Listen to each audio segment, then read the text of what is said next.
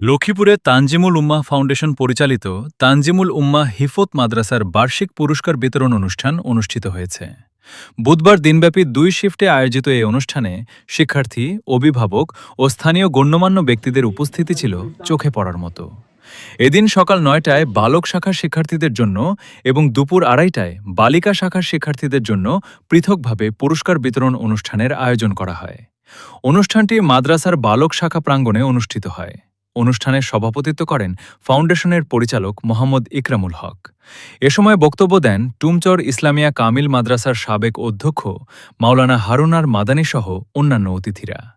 বক্তারা বলেন, দ্বীনি শিক্ষা বিস্তার ও আদর্শবান প্রজন্ম গঠনে হিফত মাদ্রাসাগুলো গুরুত্বপূর্ণ ভূমিকা পালন করছে।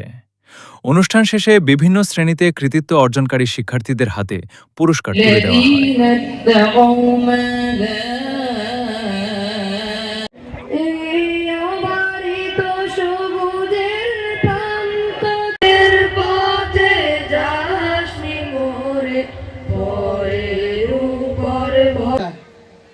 يحب عباده المتقين ويقرب إليهم الكثرة قلوبهم والمحبين.